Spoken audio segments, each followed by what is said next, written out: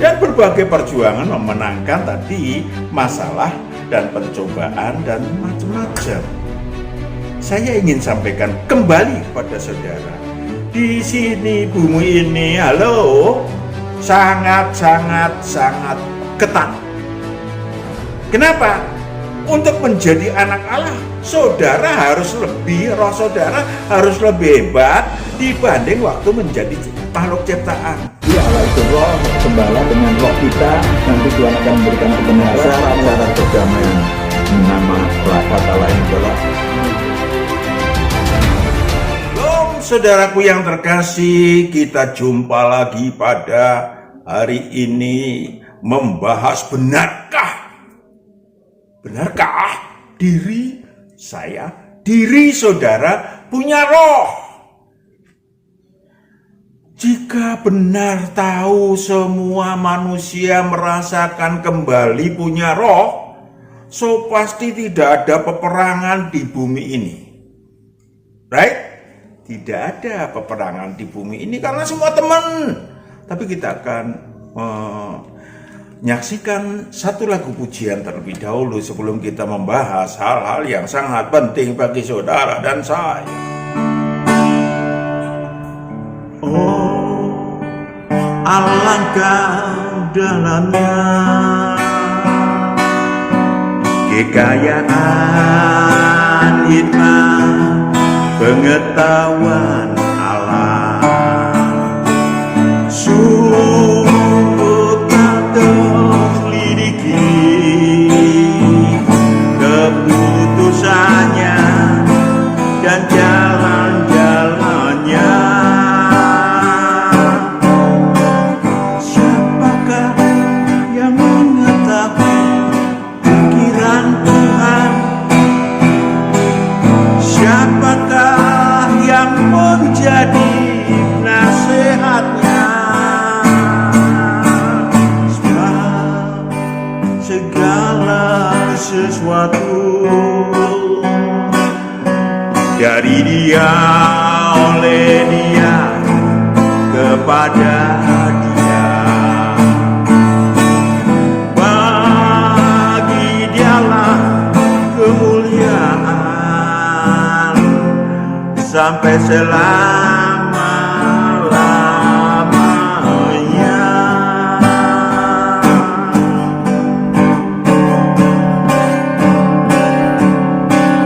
Siapakah yang mengetahui pikiran Tuhan? Siapakah yang menjadi nasihatnya? Segala sesuatu dari Dia, oleh Dia, kepada Dia. Bagi Dialah kemuliaan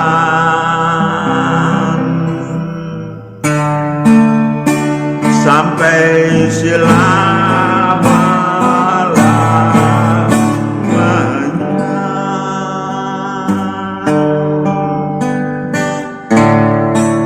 sampai selama-lamanya.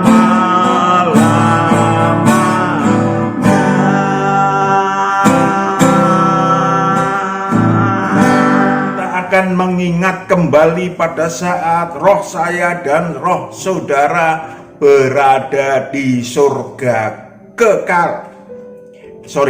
Wahyu 4 ayat 2 sampai 4. Wahyu 4 ayat 2-4. Segera aku dikuasai oleh Roh, dan lihatlah sebuah takhta terdiri di sorga. Inilah surga digambarkan ya, digambarkan, diintip, dibawa Yohanes anak Zebedeus ke surga kekal, ngintip untuk menggambarkan tempat saya, roh saya dan roh saudara berada. Artinya roh saya dan roh saudara adalah pribadi. Lanjut. Dan di takhta itu duduk seorang. Duduk seorang Allah yang Maha Esa. Dan dia yang duduk di takhta itu nampaknya bagaikan permata yaspis dan permata sardis. Dan suatu pelangi melingkungi takhta itu. Yes. Gilang gemilang bagaikan zamrud rupanya. Iya, kita tidak bisa melihat Allah Sang Maha Esa langsung, tetapi kemuliaannya yang luar biasa menutupi Allah Sang Maha Esa. Lanjut. Dan sekeliling takhta itu ada 24 takhta. Yes, 24 takhta. Dan di takhta-takhta itu duduk 24 tua-tua. Duduk 24 tua-tua yang memakai pakaian putih. Yes, memakai pakaian putih, memiliki sayap rohani kekudusan yang luar biasa. Dan mahkota emas di kepala mereka. Ada mahkota emas di atas kepala, artinya memiliki sayap rohani kekuasaan, kemuliaan, dan sayap rohani kekuasaan ketika dia memiliki tahta, duduk di atas tahta. Di hadapan tahta, duduk di atas tahta. Saudaraku yang kekasih, itulah tentang saudara dan saya. Tentang aslinya saudara dan saya. Tentang intinya saudara dan saya. Yang tidak kelihatan. Seperti jantung kita tidak kelihatan tetapi ada. Terasa. Saudaraku yang kekasih, pernah Pak Matius diajak berdebat tentang roh oleh salah satu tokoh dari agama tertentu. Ya, saudaraku yang kekasih, kebetulan Alkitabnya sama, saya sampaikan bahwa beliau sampaikan bahwa roh itu sebetulnya spirit. Bahasa Inggrisnya roh itu spirit, Mas, Pak Matius. Oh ya, artinya nafas tubuh alamiah. Wow, agar hidup. Tetapi sesungguhnya saya sampaikan, boleh disebut nafas kek, disebut X kek, disebut I kek.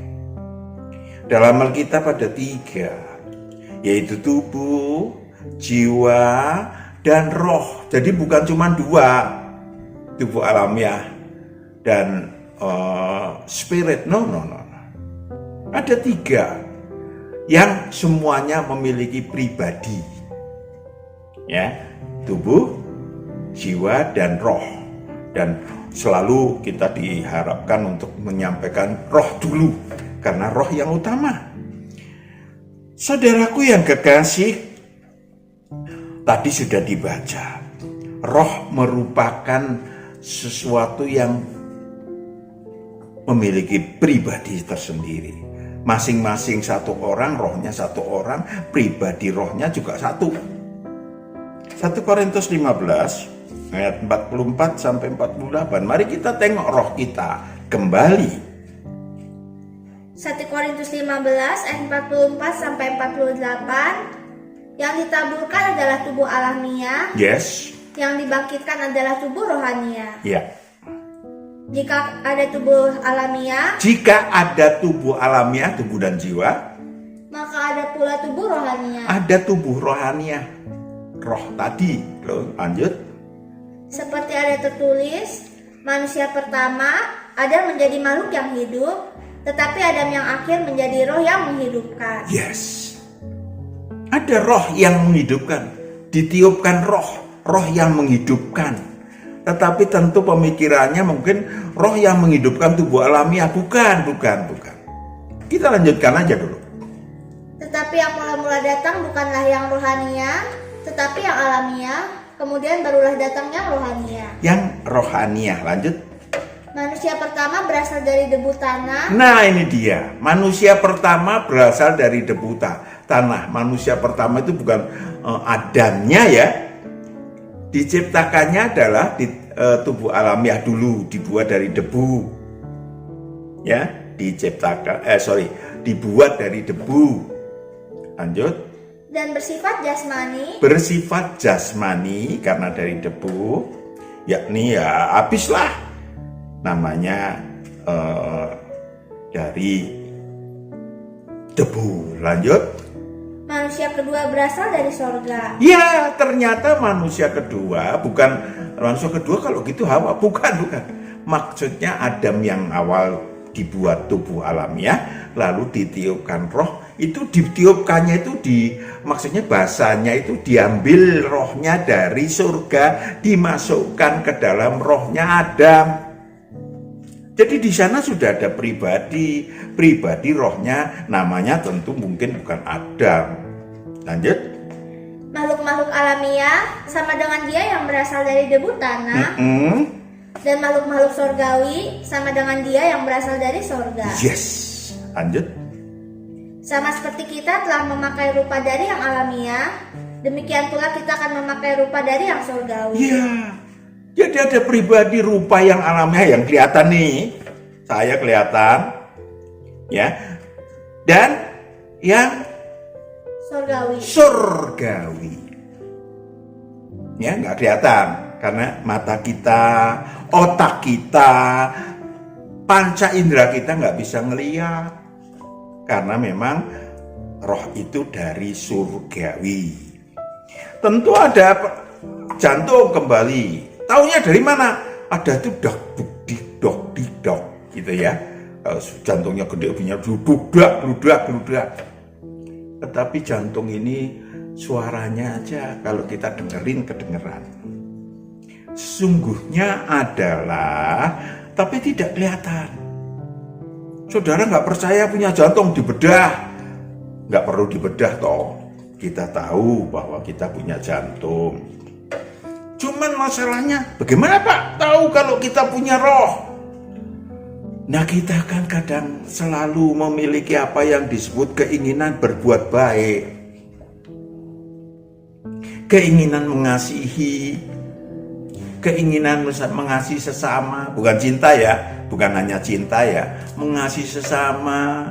Empati pada orang lain. Itu sebetulnya ekspresi dari roh kita. Ya, oh kalau gitu binatang juga bisa Pak, ada insting binatang, tetapi berbeda. Kalau itu cuma insting binatang melindungi anaknya, mengasihi sesama jenisnya, jenis binatangnya. Kalau saudara dan saya banyak ekspresinya, ingin berbuat baik dan seterusnya. Saudaraku yang kekasih, ya boleh saja saudara mengatakan ngotot bahwa itu hanya ini silakan. Ya, saya tidak mau berdebat sesuatu yang definitif atau yang kosakata atau yang cuman teori. Kita faktual aja lah, faktanya aja lah. Ya. Yohanes 3 ayat 6 sampai 12. Yohanes 3 ayat 6 sampai 12. Apa yang dilahirkan dari daging adalah daging, dan apa yang dilahirkan dari roh adalah roh. Apa yang dilahirkan dari daging adalah daging.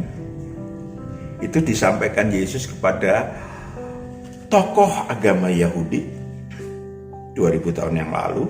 Terus, dan apa yang dilahirkan dari roh adalah roh. Lanjut.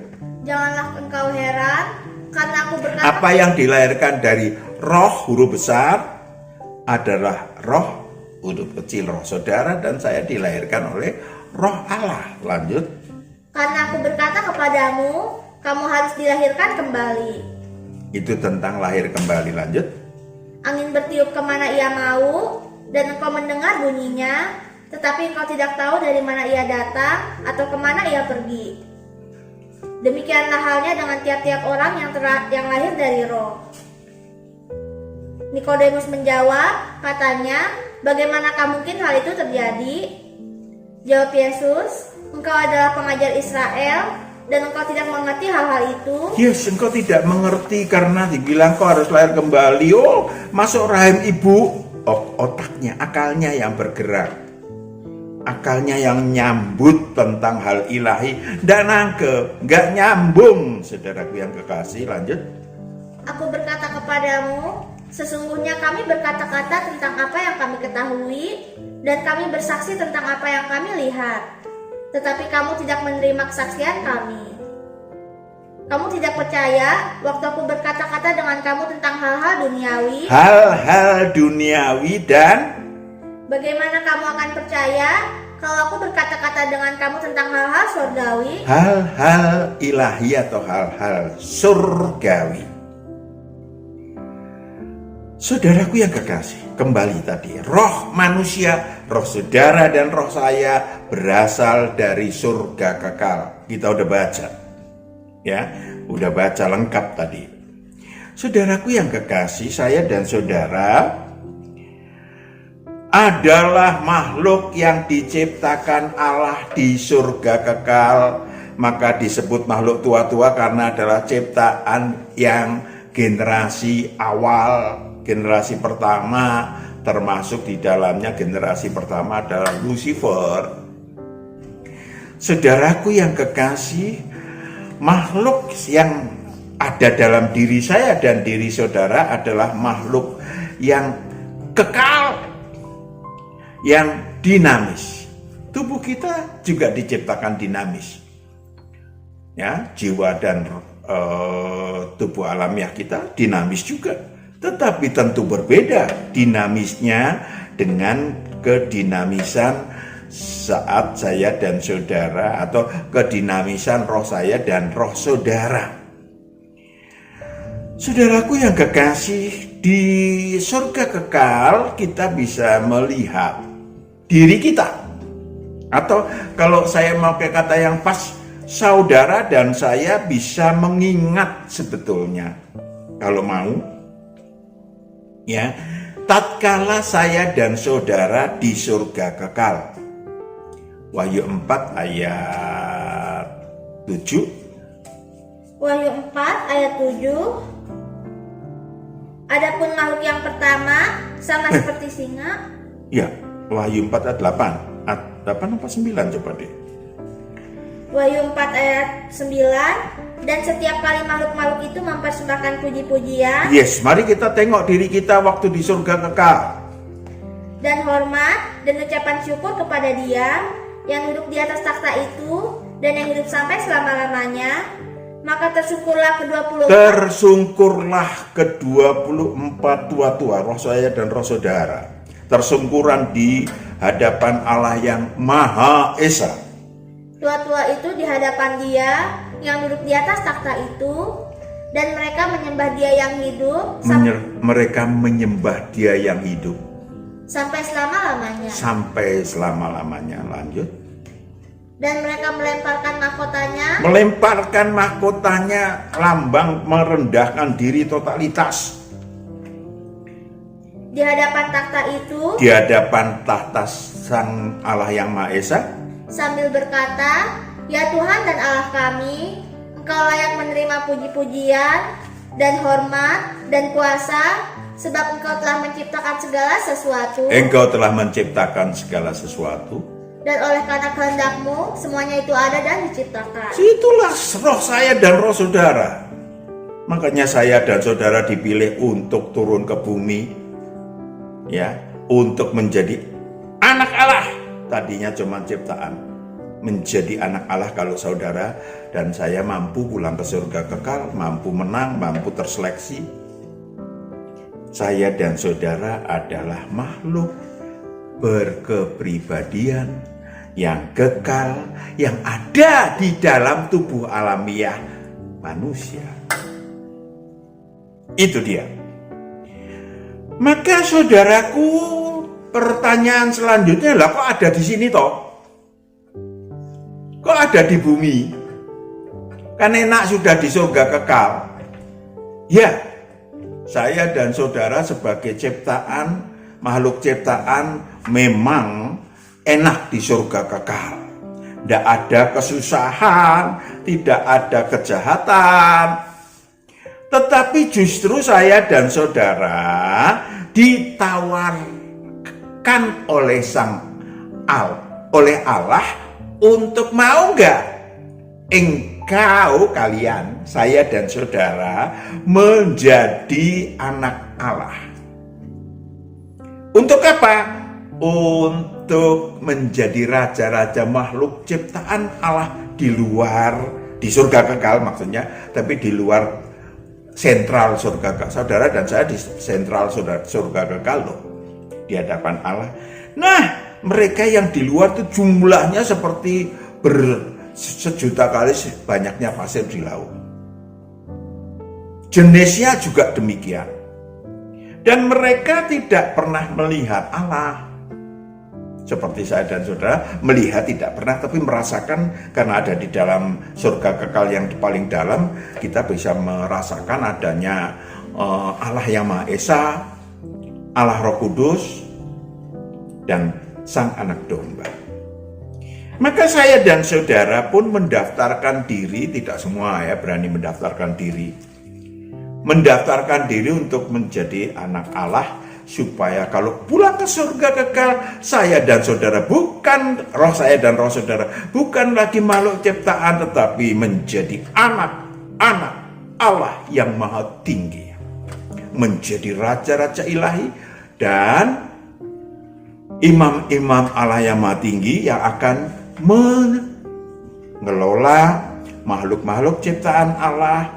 Jumlahnya yang tak terhingga itu, masing-masing ada yang 10 kota. Kalau saudara memiliki upah ilahi atau buah ilahi 10 ya 10 kota, 100 kota, untuk menunjukkan di mana saudara mengelola nanti menjadi raja-raja dan imam-imam Allah. Maka di bumi ini saudara diajarkan. Mari kita ingat lagi Wahyu 5 ayat 6 sampai 10. Mari saudara dan saya ingat lagi. Nggak gampang memang.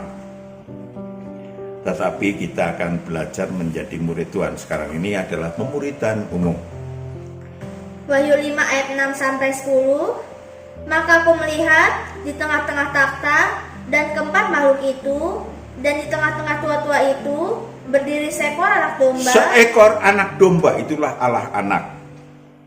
Seperti telah disembelih. Yang menyediakan diri, yang berkorban. Bertanduk 7 dan bermata 7. Yang memiliki 7 kekuatan yang tak terhingga. Memiliki kebenaran yang tak terhingga. Itulah ketujuh roh Allah yang diutus ke seluruh bumi. Yang diutus ke seluruh bumi memimpin makhluk tua-tua yang menjadi calon anak-anak Allah. Ya saudara dan saya, ya roh saudara dan roh saya.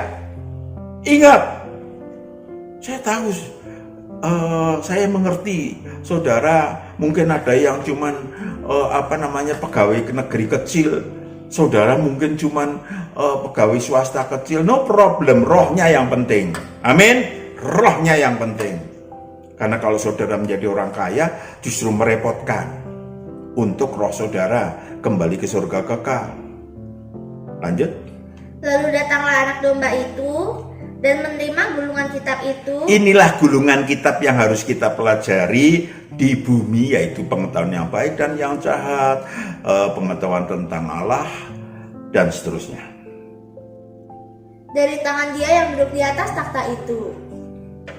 Ketika ia mengambil gulungan kitab itu, tersungkurlah keempat makhluk dan ke-24 tua-tua itu di hadapan anak domba itu, masing-masing memegang satu kecapi. Satu kecapi untuk memenangkan masalah, memenangkan kehidupan, memenangkan pencobaan di bumi. Dan satu cawan emas penuh dengan kemenyan. Cawan emas untuk memuliakan Allah. Saudara di bumi lebih daripada di surga, saudara akan menerima harta-harta surgawi. Dan itulah doa orang-orang kudus. Itulah cita-cita roh saudara dan roh saya. Cita-cita roh saudara dan roh saya. Ingat itu. Lanjut. Dan mereka menyanyikan suatu nyanyian baru. Katanya, engkau layak menerima gulungan kitab itu. Engkau layak menerima gulungan kitab itu. dan membuka meterai-meterainya, karena engkau telah disembelih, karena engkau telah berkorban. dan dengan darahmu engkau telah membeli mereka bagi Allah. Saudara, untuk apa berkorbannya? Membeli roh saya dan roh saudara untuk dididik menjadi anak-anak Allah. Dari tiap-tiap suku, dan bahasa, dan kaum, dan bangsa.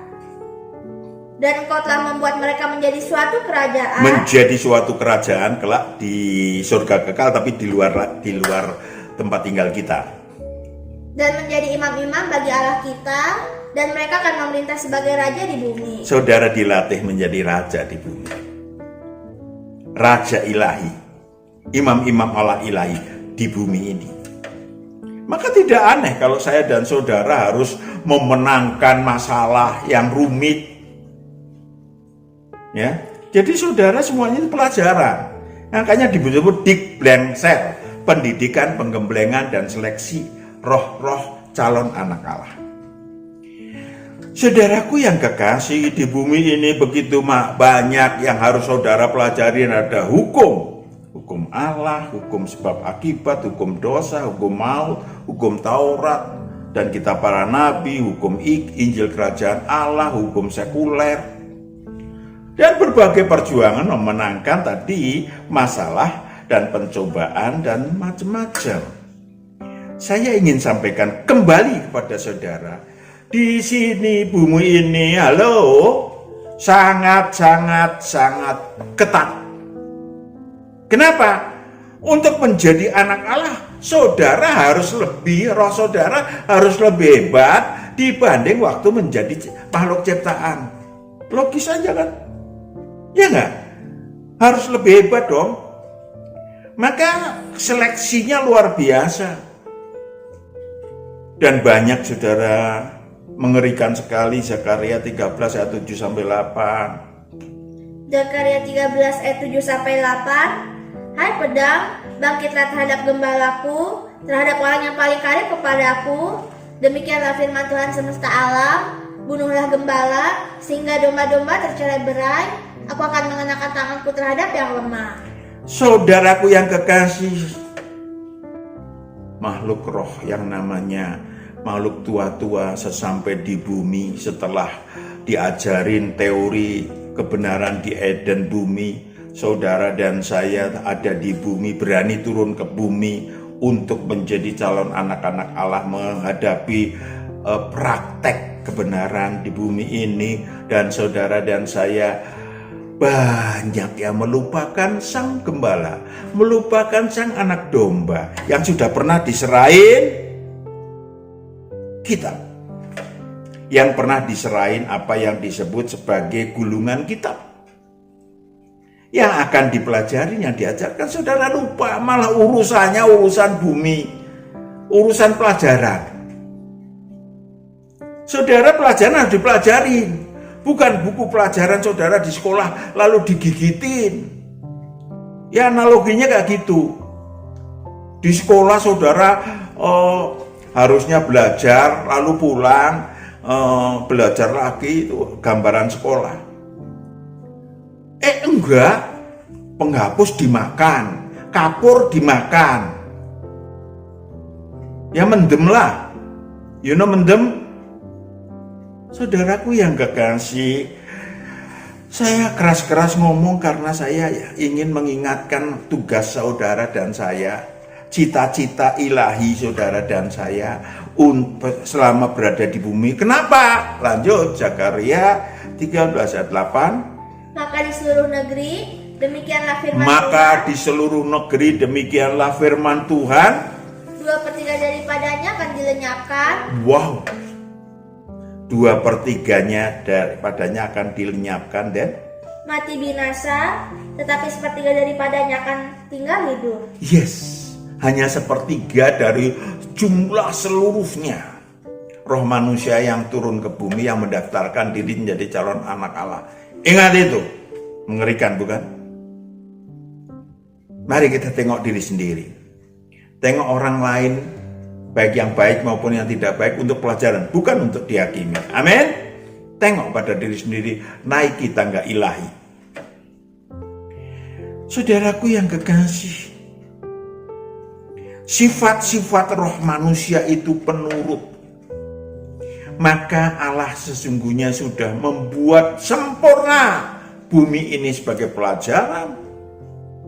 Kalau saudara cerdik, maka bumi ini penuh dengan pelajaran. Dan memang harus kita pelajari.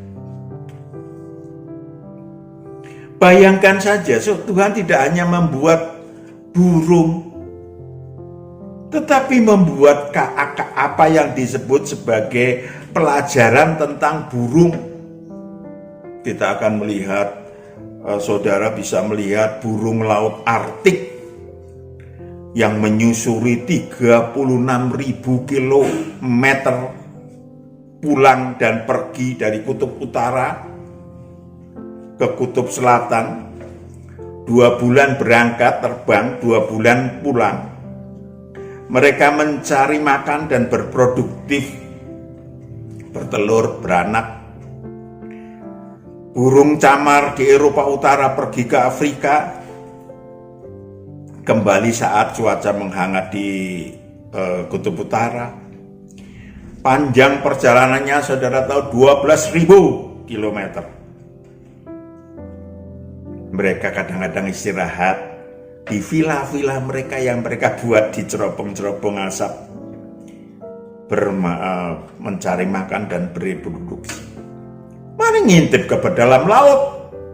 Saudara, kamu nyelam udang galah membentuk koloni dan mulai berjalan siang dan malam mencari makan hingga ratusan kilometer guna mencari makan dan bereproduksi, lalu pulang. Ikan tuna mengembara sampai 9.000 km untuk mencari makan dan bereproduksi dan berusaha pulang. Saudara dan saya bisa melihat, mempelajari ya insting mereka untuk mengingatkan umat manusia tentang perjuangan pulang ke tanah asal mereka. Supaya saya dan saudara rohnya ingat untuk pulang kembali ke surga kekal. Berjuang untuk pulang kembali ke surga kekal. Maka saudaraku yang kekasih, manusia juga memiliki pelajaran sesungguhnya yang apa yang disebut sebagai diri sendiri. Sebenarnya lucu juga ya, kalau dipikir kita lucu. Ya, pagi-pagi ada yang berangkat ke kantor. Kadang-kadang perjalanannya 1 jam, 2 jam. Ntar dari kantor pulang lagi, plak utuk, pulang lagi ke rumah. Besok pagi begitu lagi, kecuali Sabtu atau Minggu.